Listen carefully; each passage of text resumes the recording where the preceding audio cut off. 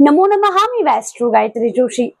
कर्क राशींच्या लोकांसाठी मे महिना भावना आणि भविष्यातील नियोजनाचा महिना ठरणार आहे. या महिन्यात ग्रहांची मांडणी अतिशय महत्वाची आहे. तुमचा राशीत स्वामी चंद्र ग्रहांच्या विशेष प्रभावाखाली आहे. गुरु तुमच्या लाभस्थानात असून तुमची इच्छा पूर्ती करण्यासाठी तो सज्ज आहे.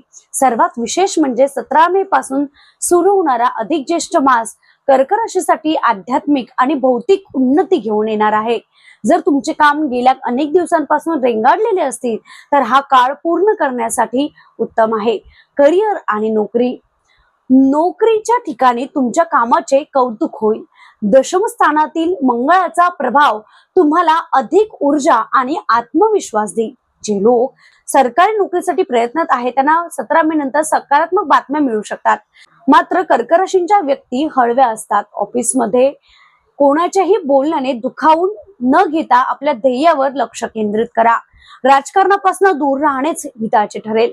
नवीन नोकरीच्या शोधात असलेल्या त्यांच्या आवडीचे क्षेत्र मिळण्याची दाट शक्यता आहे. व्यापार आणि आर्थिक स्थिती. आर्थिक दृष्टीने हा महिना तुमच्यासाठी धनलाभ घेऊन येईल. गुरूंची 9व्या स्थानावर असलेली अमृत दृष्टी तुमच्या भाग्याची दारे उघडेल. 17 मे नंतर अधिक मासाच्या काळात गुंतवणुकीचे नवीन मार्ग सापडतील.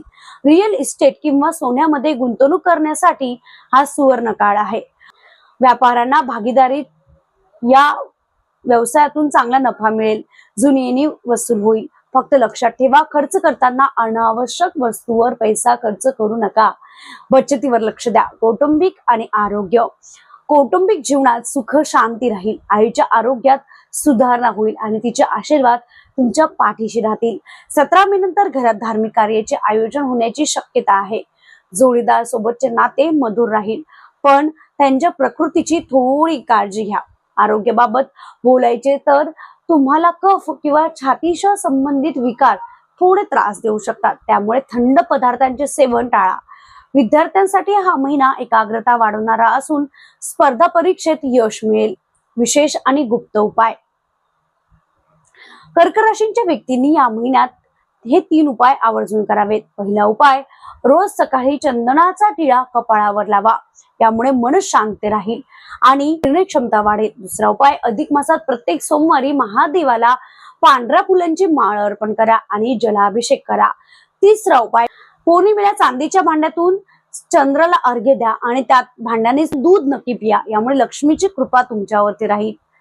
तर कर्क राशींच्या मित्रांनो, हा महिना तुमच्यासाठी यशाची शिडी ठरणार आहे. ही माहिती आवडली असल्यास व्हिडिओला लाईक करा आणि कमेंट मध्ये श्री स्वामी समर्थ नक्की लिहा.